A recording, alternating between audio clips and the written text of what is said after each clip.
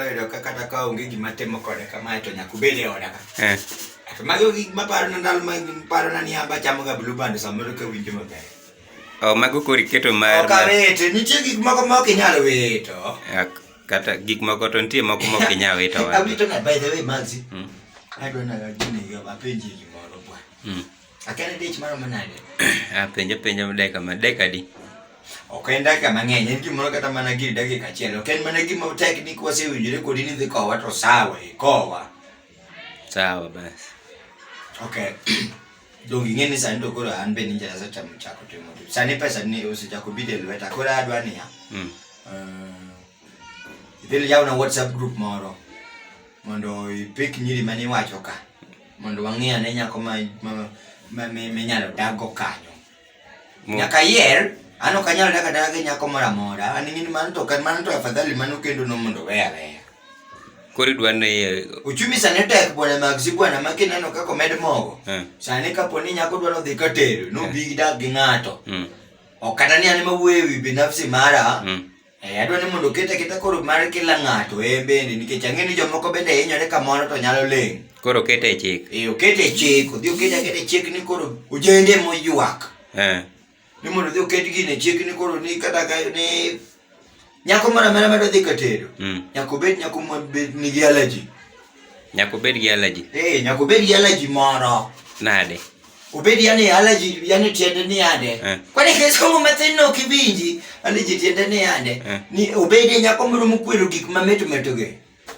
Obedi nyako mako cham ringo to en didi kuta ma kata komwani ya to dendro pode ile aina. Koro mano kwere gi cham ringo kabisa. Mano type man nyako namba 1 makaponi nitie en gen we odhi katero. Kaponi en oko kanyo. Kaponi en nyako mapod ni kata ka ingo siepni moko in. Okay, koro we apenji onyulo. Ini dwaro nyako aina mane? Ana dwaro nyako mokwero ringo, mok cham ringo, mako cham ringo to dende elo. Mano namba 1. Mano wadhi dak maber nikech onge pes ringo. Namba 2. Adwaro nyako mokwero gweno, mako chamo gweno to en ong'og kata bed ni gweno. Embe obere kata gweno embe kuode. Mano qualification number 2. Mana ng'eni wadhi dak maber. Jirani ok nyal sera na ogi gweno. Number 3. Adwaro nyako mok nyal madho chachak makotemo to chunyi tingre ma en ong'og. Sitrungi direct. Mana ng'eni jo Facebook ok dhi sera na nyako e messenger ni can we have coffee kena ng'o itere java dhi wundi gi chai moko mipime gimoro mathin cha. Chai moro mondik wiye ni. Cappuccino. Gol kanyo. Ok adwaro ni mago kwero mabe kikitem. Mane nyako makaponi ni oko kanyo en wuogo dhi obed dhako. Uyiene chik mondo uyiene. Dhako nyako namba 3 makaponi nitie. Oko kanyo to mondo bi mondo kende. Okwer pesa to kikotem, mano to kikotem maximum ane ka yudo ni opige kata mana kanyo ni elisino. Mano to onge. Pesa to koro kidwa ka pesa to koro nyako mana madhoge mito da kende. Webedo nyako kata sana gini chik ni dwa ni ochako tiyo ke ji dhi sleepover. Kibire sleepover ile mowuoyi. Kikitoto miyuda orno. Ni biro ni idwa nyiri moko nigi allergy mar tong kendo kochamo tong to dendgi ilo malich. Nina waswa na protein, nilikula protein mingi. To we obiye ka boyfriend ne.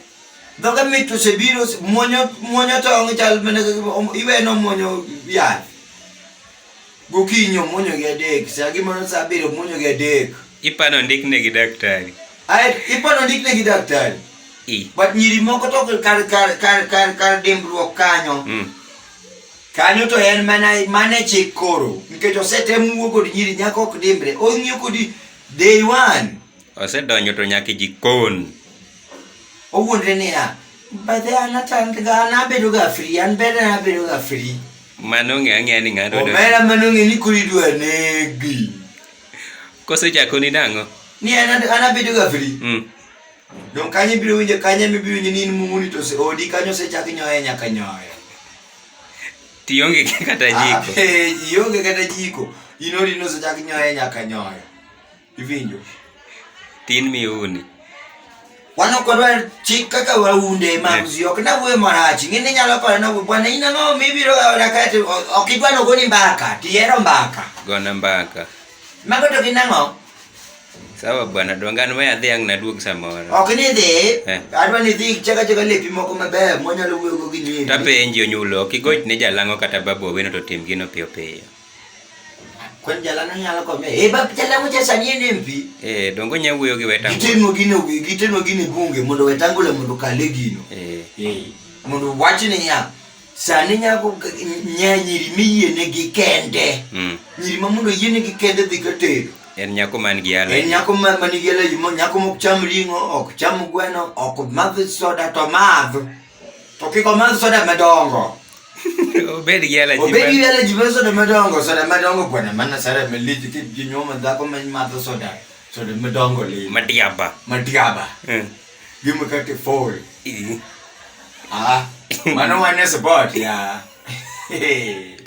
mano dako beda maxi mano kayan pada anak beda sini bachelor degree mana fadhale pada beda kini sini bachelor of us yani one wacho ni nango mano tek tino ka tek to kinyombi mano no ka tek to ka bwana nyombo tek jumni changi sini gi chanu tere parliament mano kale dong na wacho to jiwe na walo Mito sabari komunito sekwinjo gino mo nincho to se tere gine mbele Ruto Ruto president no se ng'eyo kanyo ma rais owacho niya ojende kila ng'ato ojende mondo mi mkopo mondo mi wayud sabari komo kel nyiri minyalo tim nade inyuomo mos nyombo tek mane gima delay wa kuom tema ng'owa dak gi nyako kichere ka kidhi nyuomo nyako kori dwano chul gi mos kodwa onge lwetwa pod ni nono koro wadwaro niya nyako bia makata kata kiyudo kata mana ringo moro kwota inyalo tero dala yani gik moko samoro ka redo ko siling 100 moro ringo dala gi mi jogo buke migolo tinde kitso nyingi system ni maksisa ni to koro sigelo gik moko dala kamaro mo pesa makama tiwe hizi gi nyako no obed credit ni yoro indi obed credit but kapo ni default chudo to will ni nyako man to chik mnuego yie chik no to yeto nego yie lakini sawa we waburo ng'ie mano wacho no sekalo mano sekadhi tiyo mapoko chako tiyo nikech nyiri wigi tek ini weni nyiri te ma wigi yot bwana kidwa ng'eyo ng'ama wiye tek moingo ng'ata bwo piny ka nyako en oduoki gani sawa mirembe nyiri osesandi dhogo kae nyai bwana in bende nyiri osesandi by the way wife news duogo podi Kati nyiri chati bwana magzi bwana